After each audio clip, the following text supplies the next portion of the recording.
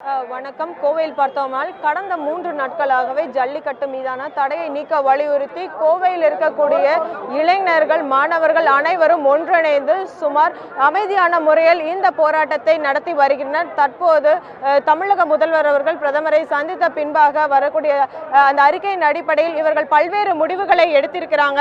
இங்கு கோவையில் போராட்டத்தில் ஈடுபட்டிருக்கக்கூடிய மாணவர்களின் கோரிக்கைகள், அதாவது தற்பொழுது பிரதமர் அவர்களின் அறிக்கைக்கு அடுத்தபடியாக இங்க இருக்கக்கூடிய இளைஞர்களின் கோரிக்கைகள் தொடர்பாக அவர்களுடைய சார்பாக ஹிப்ஹாப் தமிழகத்தைச் சேர்ந்த ஆதி அவர்களிடம் கேட்கலாம்.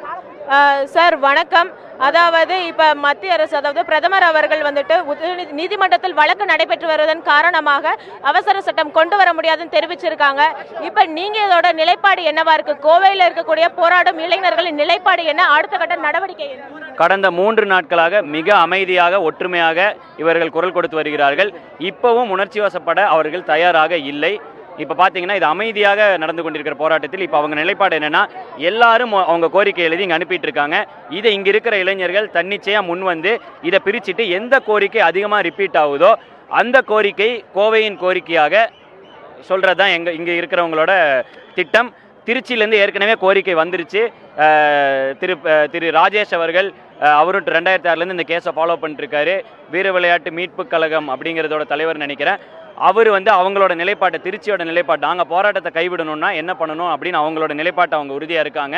இப்போ கோவை என்ன பண்ணணுங்கிறத நாங்கள் முடிவு எடுத்துகிட்டு இருக்கோம். சென்னையில் சிவசேனாதிபதி அண்ணன் போயிருக்காரு. அவர் அங்கிருந்து மெரினாவோட நிலைப்பாடு என்னன்னு சொல்லுவார்.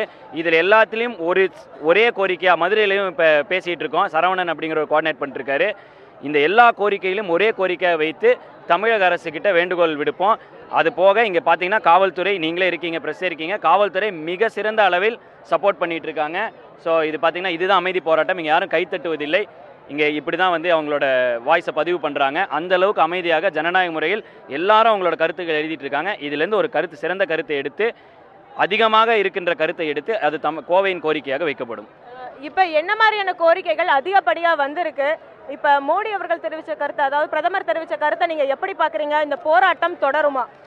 இல்லை, நாங்கள் பிரதமரை மதிக்கிறோம், எங்களுடைய அரசாங்கத்தையும் மதிக்கிறோம், எங்களுடைய கோர்ட்டையும் மதிக்கிறோம், இங்கே இருக்கும் காவல்துறையும் மதிக்கிறோம். இவங்க இதுக்கு ஒரு வழி இருக்குது அப்படிங்கிற மாதிரி இப்போ அதிகமாக வைத்து கொண்டிருக்கும் கோரிக்கை என்ன அப்படின்னு பார்த்தீங்கன்னா நிரந்தரமாக காட்சி பட்டியலிருந்து காளையை நீக்கணும். காட்சி படுத்தப்படும் விலங்கு பட்டியலிருந்து காளையை நீக்கினா மட்டுமே, பர்ஃபார்மிங் அனிமலில் நீக்கினா மட்டுமே இந்த ஏற்கனவே 2006 கேஸ் நடத்திட்டு இருக்காங்களே, அவங்க என்ன நம்பிக்கை தெரிவிக்கிறாங்கன்னா, நாங்கள் அந்த கேஸை தொடர்ந்து நடத்தி 2011 இதுலேயே ஒரு தீர்ப்பு வாங்கியிருக்காங்களாம். இது காளை ஜல்லிக்கட்டு தடை நீக்கி எதனாலனா காளை பர்ஃபார்மிங் அனிமலாக இல்லாதனால. ஸோ இப்போ அது மாதிரி அதை திருப்பியும் நீக்கிட்டாங்கன்னா AWIBயோட ஒப்பீனியனோட தான் இதை சேர்த்துனாங்க. இப்போ இருக்கிற சேர்மன் நாகி அவர்கள் அதிலிருந்து நீக்கி தந்தார் என்றால், என்விரான்மெண்டல் மினிஸ்ட்ரிகளில் தான் AWIB வருது, இதை தந்தார் என்றால் இந்த போராட்டத்தை நாங்கள் கைவிடுறோம் அப்படிங்கிற ஒரு நிலைப்பாட்டுக்கு வந்துட்டு இருக்கோம். ஆனால் அது நாங்கள் முடிவு எடுக்கல. ஏன்னா நிறைய கோரிக்கைகள் இருக்குது. பட் திருச்சியோட கோரிக்கை இதுதான்.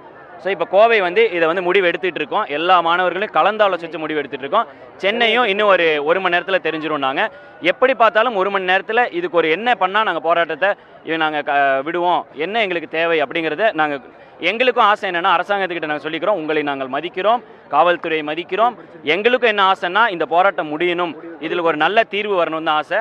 அதுக்காக தான் நாங்கள் இங்கே அதை இன்னொன்று என்ன சொல்கிறாங்கன்னா, உச்சநீதிமன்றத்தில் வழக்கு நிலுவையில் இருக்கும்போது ஜல்லிக்கட்டுக்காக அவசர சட்டம் கொண்டு வர முடியாதுன்னு மத்திய அரசு சொல்வது இங்கே இருக்கிறவங்க நிறைய பேருக்கு டிசப்பாயின்மெண்ட் தான் இருக்குது. வழக்குகள் நிலுவையில் இருக்கும்போது பாராளுமன்றம் தாராளமாக புது சட்டங்களை இயற்றலாம், இருக்கிற சட்டங்களை திருத்தலாம். அதற்கு இந்திரா காந்தி அவர்களின் வழக்கை உதாரணமாக கொள்ளலாம். வழக்குகள் உச்சநீதிமன்றத்தில் நிலுவையில் இருக்கும்போது இந்திய அரசியல் சாசன சட்டமே திருத்தப்பட்டிருக்கின்றது. தற்போது பாராளுமன்ற கூட்டம் இல்லாததால் ஜனாதிபதி மூலம் ஒரு அவசர சட்டத்தை ஜல்லிக்கட்டுக்காக கொண்டு வரலாம், அதற்கு எந்தவித தடையும் இல்லை என்று ஓய்வு பெற்ற உச்சநீதிமன்ற நீதிபதி திரு மார்க்கண்டேய கட்ஜு அவர்களின் கோரிக்கையை இங்கே இருக்கிற எல்லா மாணவர்களும் ஒருத்தருக்கு ஒருத்தர் பரப்பிட்டு இருக்காங்க. இதுபடி நம்ம முடிவெடுக்கலாமா அப்படிங்கிற விஷயமே இங்கே போய்கிட்டு இருக்கு. இந்த போராட்டம் தொடருமா?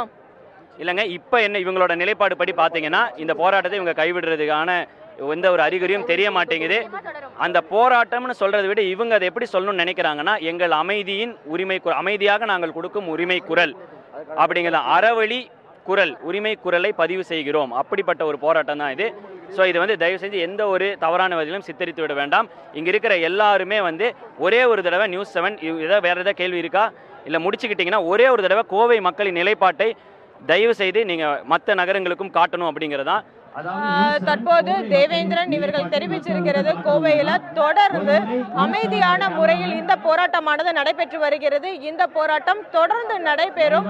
அவர்களுடைய கோரிக்கை, அதாவது காட்சிப்பட்டிலிருந்து விலங்கு காளையை நீக்க வேண்டும் என்பதும், இந்த ஜல்லிக்கட்டு நடப்பதற்கான ஒரு சிறப்பு சட்டம் கொண்டு வர வேண்டும் என்பதும் இவர்களுடைய கோரிக்கையாக இருக்கிறது. இந்த கோரிக்கையை மேலும் இவர்களுடைய கலந்து ஆலோசித்து ஒரே மனதாக தீர்மானம் நிறைவேற்றுவோம் என்றும் இவர்கள் தெரிவித்திருக்காங்க.